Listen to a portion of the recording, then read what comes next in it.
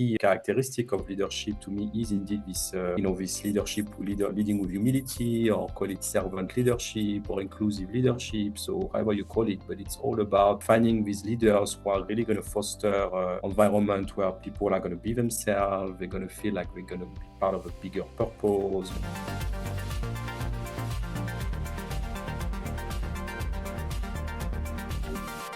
Aurelien, welcome to the show. How are you? I'm good. Thank you, Chris, for having me. How are you? I'm good. Are you coming up to us from the office today, I'm assuming? Yes, absolutely. Nice. How often are you in now? I actually travel a lot. I'm calling you from one of our offices abroad. Okay. So I tend to travel 50% of my time. So Really? it's hard to catch me in the same place. I'm really, yeah. Well, that's what happens when you're a global head of HR, right? Absolutely, absolutely. That's the price to pay when you're a global head of HR. And I learned that if you don't travel, actually, in my role, it's a problem because you want to connect with people in person, and Yeah. you need to meet, and you need to go and meet the people. That's a Yeah. must. We can get into that actually a little bit in the conversation, but before we do that, tell everyone a little bit more about your background. Your journey to the role you're in now. Yeah, absolutely. So yeah, you mentioned global background. So I guess my background is definitely very global. So I was born in France, and I spent the first part of my life and career in France. But I relocated to the US in my late 20s.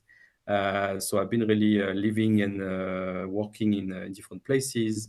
But beyond, my personal experience, I've been really always working in global role. My background, I studied business before specializing in HR. But I guess unlike many, HR leaders, I knew early on that I wanted to work in HR. So to me, it was Wow. very clear in my mind. Although I studied business, economics, marketing, and everything, I really felt a sweet spot for HR. And so early on in my career, I decided to do another round of studies in HR and specialize in HR. And if I simplify my career, I would say it has been in three steps. The first step, I was in consulting. So I started to work in global consulting companies. The first one was ORC, which became Mercer. The second one was Hay Group, which became Korn Ferry. So I've really been kind of growing and learning in this global HR consulting environment. Then I moved to more what I called, HR Center of Excellence, where I'm kind of a corporate HR type of role. I did a lot of comp and ben, total rewards early on, and then I moved more to the softer side of HR, talent, L&D as well. And the third part has really been around HR business partner. So HR business partner, HR generalist, has been really my focus these past years, Nice. which led me to my current role of global head of HR for Teva Global Operation today. Amazing. When you said you chose HR earlier in the career, what it looks, I'm sure it looks completely different now, right? From what you, so what have you seen transform the most versus your perception that you had early on versus the actual job that you do Yeah, now? it's a good question. It's a good question. Listen, you're absolutely right. HR did change a lot. Actually, I know when I started to work in Comp and Ben, I guess 15 plus years ago, the role was barely existing in some organization. And I'm just mentioning this example because there has been so much change in the HR function. But to reply to your question, actually, I feel like I kind of saw the potential of HR 20, 25 years ago, if it makes sense. I don't want to sound, weird by saying that, but I really mean it. I was studying business, and I really realized that HR is one of these kind of transversal function when you can really look across an organization, and you really have the opportunity to influence the performance of organization through the way organizations are structured, how they work, how people are selected, and how they perform. So to me, when I joined HR, I kind of set the bar high. I knew early on that I didn't just want to come in and just do some tactical HR work, which some companies were definitely doing 20, 25 years ago. So I saw this potential, and and this has led me to where I am today. And you're right, I have to say that I think today it's actually probably easier to have a strategic contribution than it was 25 Yeah. years ago. We stuck with it. I kind of same thing. Like when I first made the decision, sort of what 20 years now, people are like, why are you doing H? Why are you focusing your career in HR? And I was like, trust me. It's like, trust me. Yes. You can't see it now, but because I was very lucky that I was having thousands of conversations every month, literally because I was selling to HR leaders all over the world and having conversations, so I could see so many different perspectives and insights, and I was like, wow, like this is the future, right? We're gonna have the CEO and CHRO side by side, and people are like, "You're crazy." Like, it's interesting because I was interviewing a CEO yesterday, and he was like, "The most important relationship in my company is myself and my CHRO." And it's nice Yeah. to hear that from a CEO, right? And you wouldn't Okay. have heard that when we started all those years ago. You're right. You're right. Talking about the leadership side, I know something you're really passionate about is how sort of leading with humility transforms sort of the leadership dynamics in an organization. Could you talk a little bit more about that? Because I know it's a passion of yours. Yeah, no, thanks for asking. I think just to build on your previous question and going to this one, I think the reason why HR is taking more and more strategic importance is that because many CEOs and leaders understand that at the end of the day, what makes the difference it's people and it's the leaders in particular. I think if you hire the right leaders in the right role, I always say all your other problems going to disappear progressively if you have the right leaders in the role. And I think one key characteristic of leadership to me is indeed this leading with humility, or call it servant leadership or inclusive leadership, so however you call it, but it's all about finding these leaders who are really gonna foster environment where people are gonna be themselves. They're gonna feel like they're gonna be part of a bigger purpose. They're gonna really push themselves as I'm here to add value to you. I'm not gonna be here to micromanage you, and I'm gonna be here to really really know that I don't have all the answers and I need you to give them to me. So that to me is the best leadership you can find, and it's not trivial to say that. Of course, we talk a lot about inclusive leadership, etc. But it's sometimes hard because business leaders are under a huge amount of pressure, and it's very easy to move into a more of a directing mode and to kind of forget that. So yeah, for me, it's definitely a key characteristic of a successful leadership team. Mm. So like leadership and leadership team, yeah. Yeah, we hear a lot about inclusive leadership, human-centered leadership, etc. But Yeah. practically, how are you delivering that in the organization and weaving it into the fabric of the business, the culture, etc.? Practically, break that down for our audience. Like, what are you specifically doing to make that happen? Yeah, listen, I think it's a combination of many things. First of all, in my current company at Teva, but it was true as well before. It has to be a clear, leadership principle. We have actually rolled out new leadership principle, and this is one of them. So in my previous company, I used to call it team before self. Here it's called leading with humility. So I think it has to be everywhere. There has to be a strong statement from the top of the organization that this is what we expect all leaders to behave like, from supervisor to senior leaders. So I think it starts there. Then after, it's about making sure that we offer different opportunities to facilitate this kind of speak up culture where really people think they're heard. So there are very tactical things like your usual org health engagement survey that you can repeat. So really people feel like they really are heard, and you can do that on an ongoing basis. And there are some more other things, like we do a lot of kind of workshop around the speak up culture, where we want people to know that they can really come first with feedback about what they see and ideas about things they want to do differently.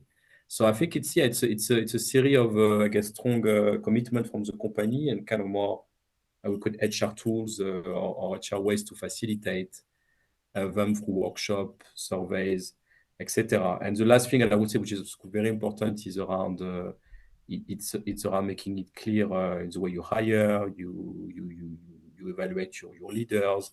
It has to be very clear. Sometimes we've all heard cases where we see, oh, this person is performing extremely well. Without his knowledge, we won't be able to do this and this. But his behavior is not so good, and he's not so humble. But that's okay because he's doing a lot for the company, and I think it's not okay in the long run. And we have to be strong about that. So it's also including in our assessment of true performance, the type of culture and environment that the leaders Yeah. bring. That's a good point. You get those high flyers, the rainmakers in the company. In the past, companies often overlooked it and said, okay, but they make this much money for us or they deliver this for us, and they kind of look the other way, as it were. But the ripple effect and the message that you're sending, is so toxic, like so damaging to the organization. Um, and people don't really realize that. But now, I think most companies are really shifting their perspective Yeah. on that as well. What about do you link this back to how leaders are compensated, or their review, their performance reviews and stuff like that? Is that linked back to those things? Yeah, performance review for sure. As I was saying, I think to us, I'm sure a lot of HR leaders will resonate with when we say, we assess the what and we assess the how. So that's always very important. It has been very key in my career as well, to make sure that performance management, where yes, you have to deliver your KPIs and your objective on the hard part, but you really need to look at the softer part. So there are definitely ways to make it fully embedded in our Mm, performance reviews, yeah, for sure. especially And now. compensation for, yeah. I was about to say, as we become more distributed as a workforce, hybrid work, gig economy, etc., it's even more important to have these skills, right? These superpower skills, power skills, I like to Yes. call them, rather than soft skills. Yes, yes, absolutely.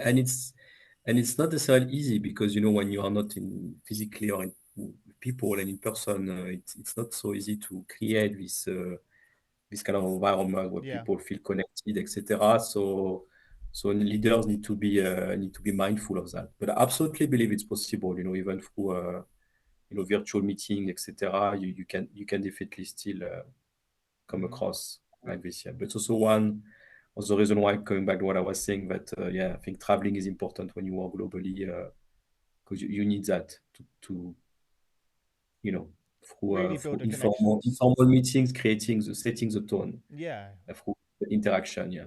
Um, it's a big shift, though, right? So, what have you seen as being the biggest challenge in moving from a traditional sort of command and control, which kind of I grew up in that era of leadership, to a human-centered approach? Like, what would you see as the biggest challenge? Um, I think the biggest challenge is that it's still for some people, for some leaders to fully grasp the importance of it, is a challenge. Is a challenge because collaborating and again creating this environment when you really take the time to listen is not easy. The business is still hard. Things are still going very fast, obviously, but yeah, I think the challenge is there. I think it's about really making sure that leaders understand that they need to change. And I think, to me, I look at it like there is also no choice. I feel like now if you look at the newer generation, the younger generation, they're asking for even more than 5 or 10 years ago, because they want to be seen as individual. They want to know that they are part of a bigger purpose. And this, commanding style that you are describing, I don't think can fly. So I think it's more and more obvious for leaders, but you still see cases where yeah, leaders struggle with it. Yeah. 100%. Um, in order to be successful as a leader as well, I think, and you've had to do this yourself. We spoke about where HR is to where it was to where we are now. Is the constant learning, growing, developing, the growth mindset. Could you talk about why is it so important to constantly be learning and growing? Yeah, yeah, absolutely. To me, it's I always say to people, it's yeah, the learning is so critical, and things are changing so fast that you have to have this learning mindset. And to me, really learning start with listening. Coming back to what you were saying, I mean, really listening and being aware of how things change, how they change fast, is critical. As soon as I start seeing that there is a little learning or openness to learn, that's definitely a feedback I provide a lot to leaders. I support a lot of people I work with. And sometimes, especially when you work in global environments, that's what I want to say, because sometimes people tell me, oh, please compare for us working in the US or in Israel, whatever is headquarters, or in France or another country. I say, to me, it's not about comparing the country.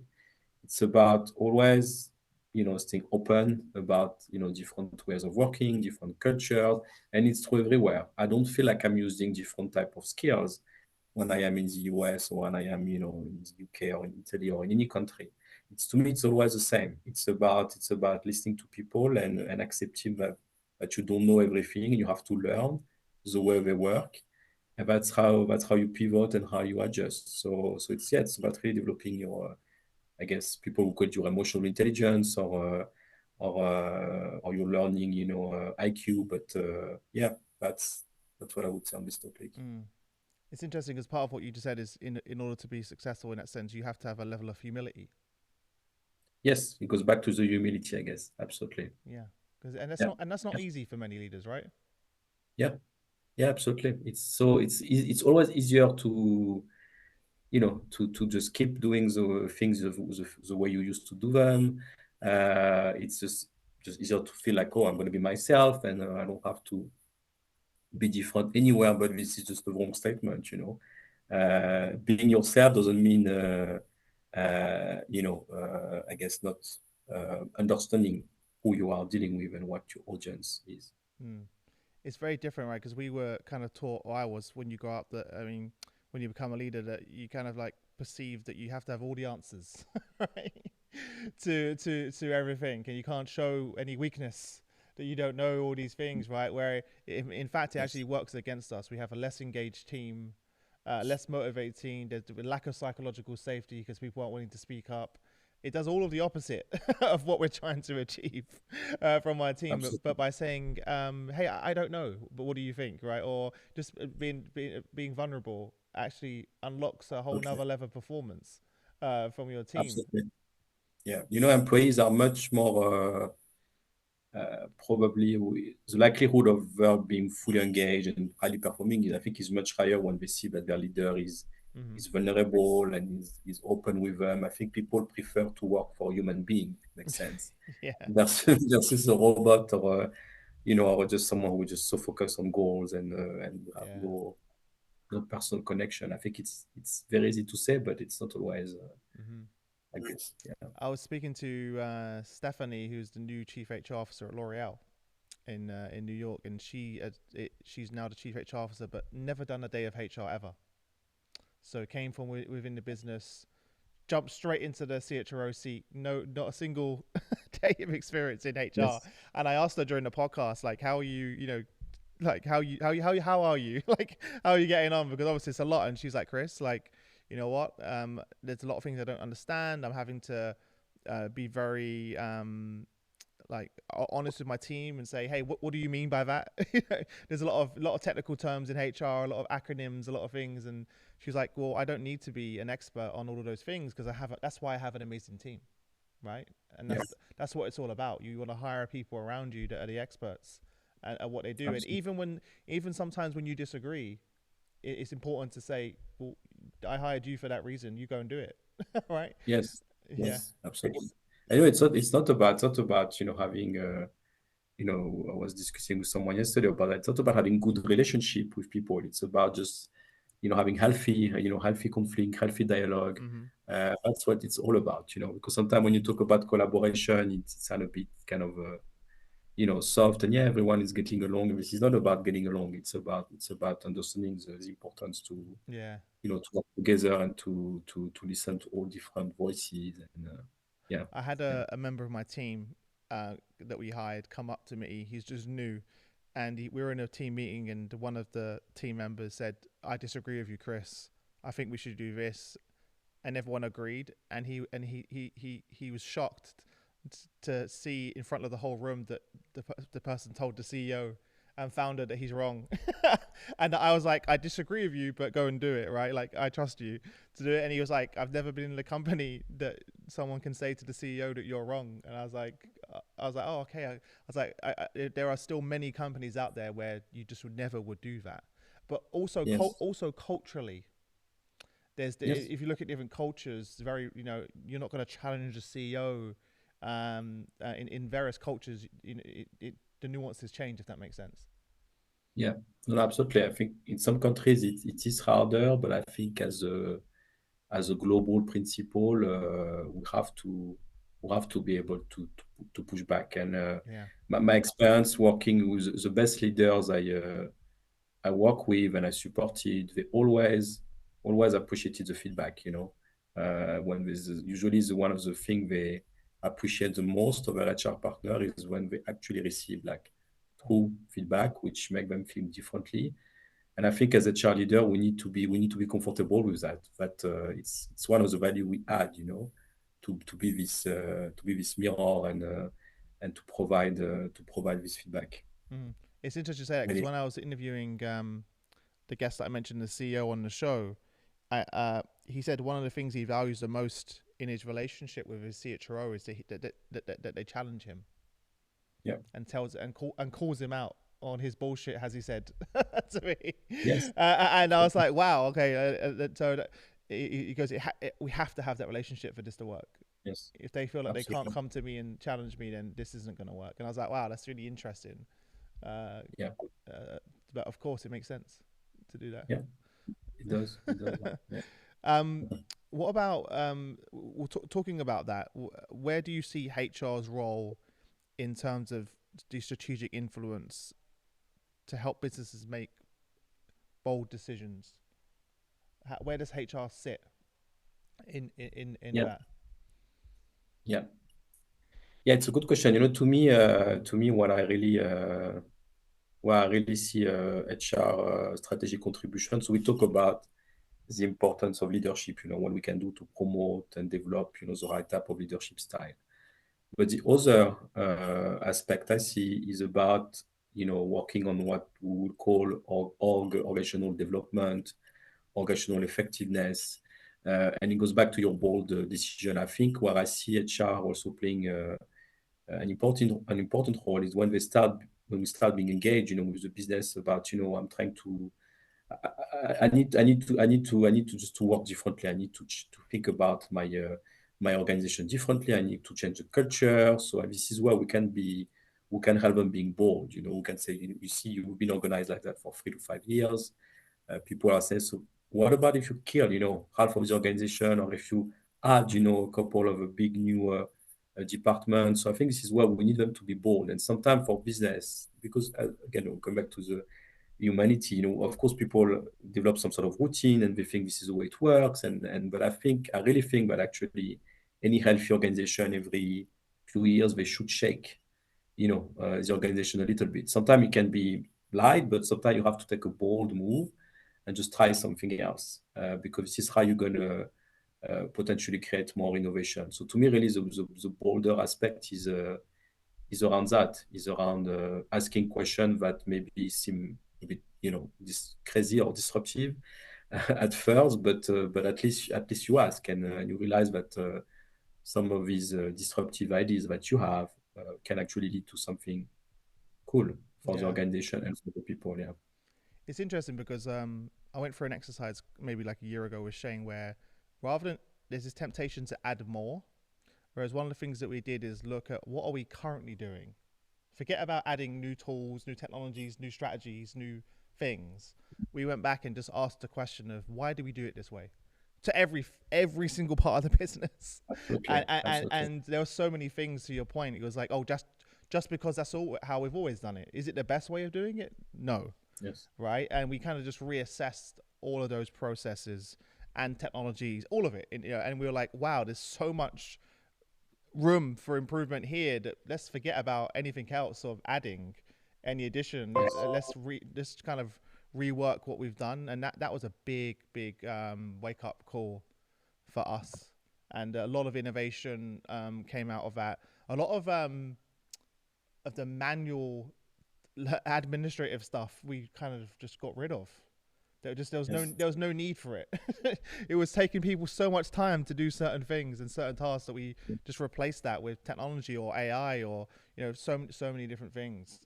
We Yes. now have saved hours and hours of editing for our editing team by using AI tools that can do in seconds what takes someone 4 hours. And Yes. it cost us £30 a month to do that. So we just unlocked all of that time by just taking a moment to say, is there a better way of doing this, Yes. and taking the Yes. time? So, and it's hard, Yeah, and right? usually, It's no, hard.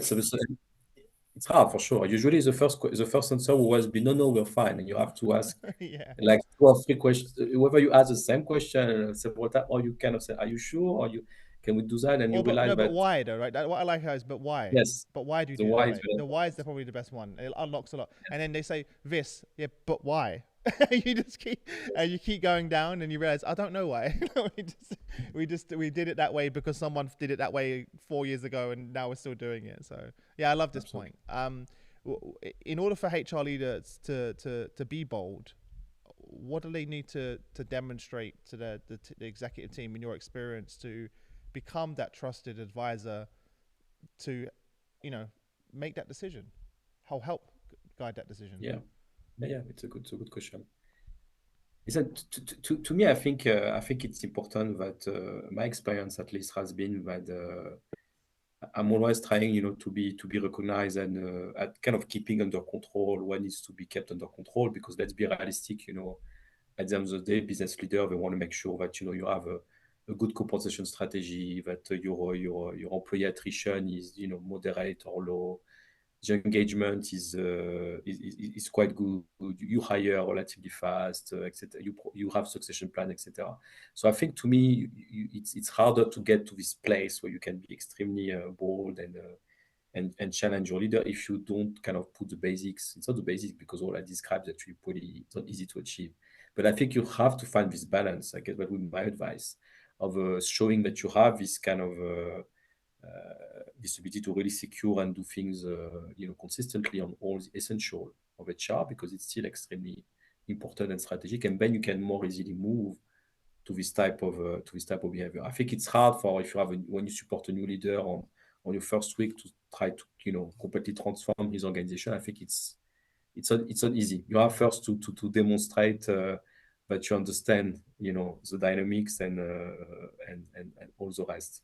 Yeah, that may sound obvious, but You know what? I've heard that before. that came to my mind. Yeah. When I ask that question, a lot of leaders tell me, Chris, when I go into a company, I spend the first maybe year just setting foundations. Yes. Like to your point, making sure I've got a solid foundation, the right people in the right roles, and from a technology perspective as well. Before I focus on any real transformation or change, that part of that foundation is also building relationships with the leaders globally. Literally, I spoke to a leader that she was like, Chris, this whole year I've been on a plane, traveling all over Yes. the world, building these strong alliances and truly understanding the business and the leaders that operate within there, setting the foundation. So when I do actually come with you know, a bold change to our point earlier, they're Yes. engaged. They okay, Chris has got this.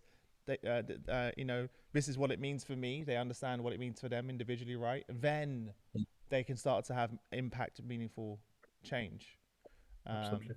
yeah, Yeah, it goes back to what we said. You have to listen. You have to learn the organization and the leader you work with, and it's always the same when you have to drive. When you want to drive a significant change, you really have to understand where people come from because if you don't yes, understand the issue, you can't bring them anywhere. You have to have this test so you can find the yeah. way, to transform them. There's no quick way of Yeah, doing that. That's what people feel like. There's try and find. There's no that's, shortcut to. It's what that's the I short. found after 700 episodes.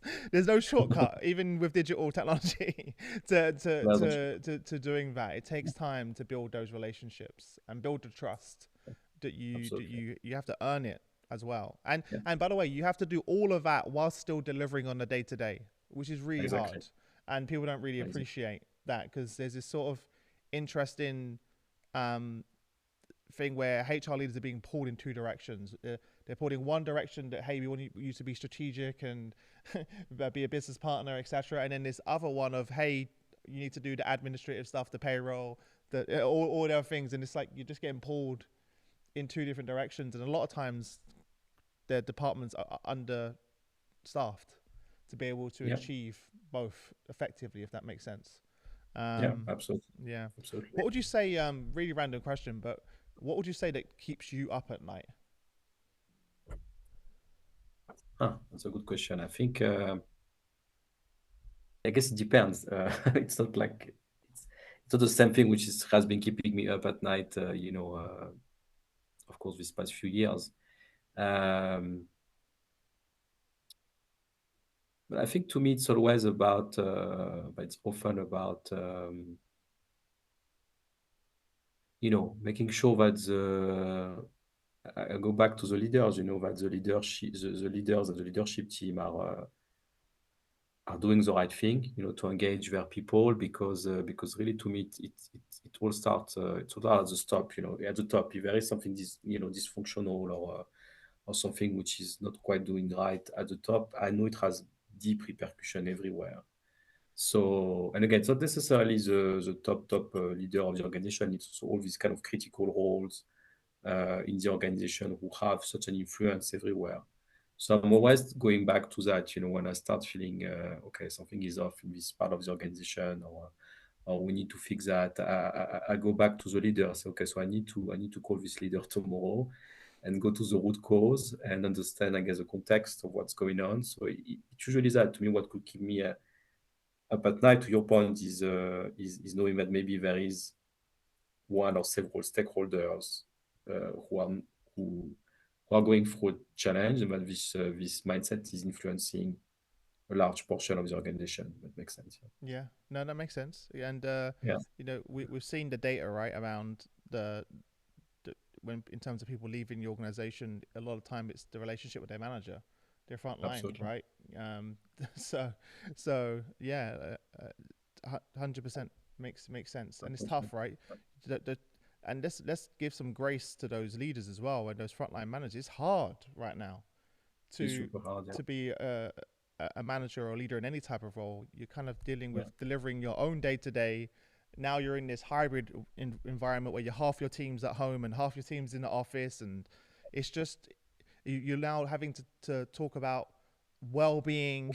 Looking yes, after the well-being of your employees. You're talking about being vulnerable. You're talking about being creating psychological safety. All of these things are being thrown at these leaders, and yes, they're expected to perform all of those things yes, and still do their own job, right? yes, As yes. well. So it's Totally, hard, it's tough. totally. So there It's was hard. That's why you have to find opportunities to making sure they keep learning. Going back to what we said, that you give them these opportunities to learn, and you yeah. can learn through like classic trainings, but I also love mentoring and coaching. I'm really trying to scale up, this type of practices everywhere because on everything you said on well-being, on psychological safety and all that, some people just need to be reminded and Hmm. of the importance of that. And I think as a HR leader, we have a role in making sure that we do provide this solution so we can learn easily and Yeah. quickly. And yeah, Well, yeah. it's interesting. All of the things we've been talking about, I don't know about you, but none of those topics are included in my training when I became a manager. Yeah, No one for spoke to me sure. about well-being, psychological safety around DEI. All of the kind of critical things that we're talking about now. Leading with empathy definitely wasn't there as a key, but a part of my success as a leader. And now we're just expected to. So if you're not Yes, learning, growing, developing, or if you're not investing in your managers, in their leadership and their coaching, then what do you expect? They need your support. Um, yes, mm, yes, absolutely. yeah, No, but I think it goes back to the way we started. I think when we said that we kind of felt that HR can play a very important role for organization because I guess we were not articulating 20 years ago that well-being would be so important.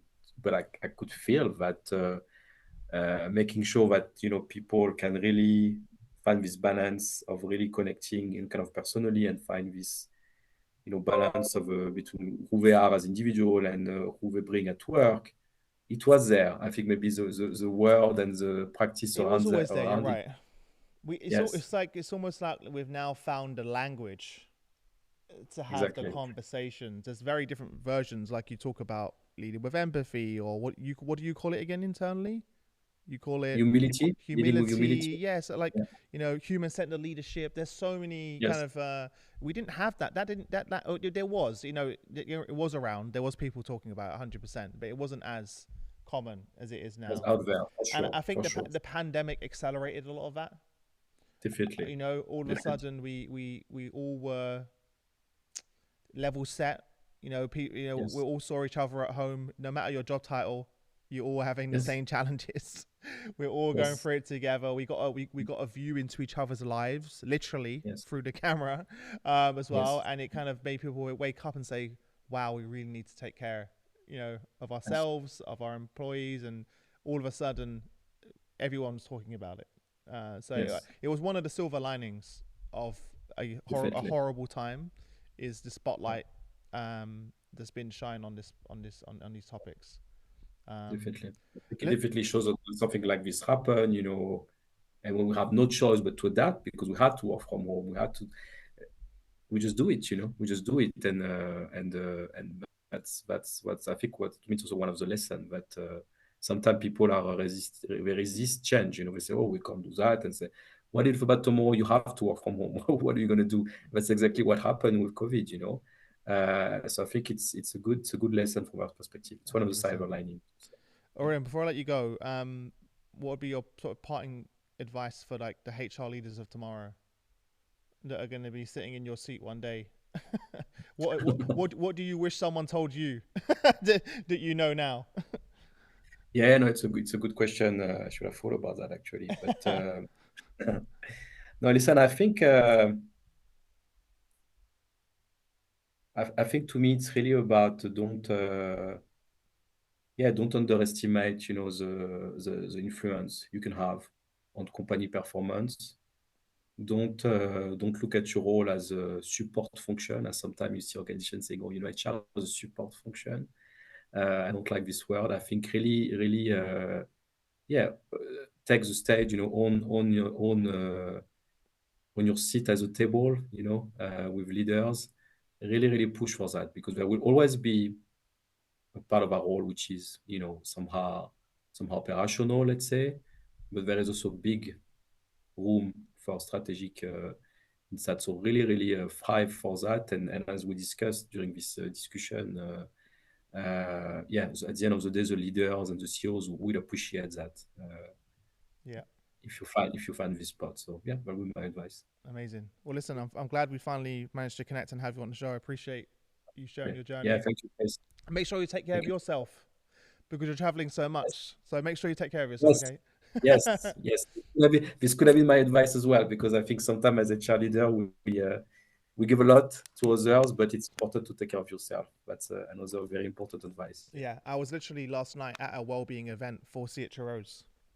It's called People Flow. Abigail, who's the chief people officer of Tom Ford Yeah. Fashion, and we did an event last night with 60 chief people officers, and it was all around HR well-being and taking care of themselves.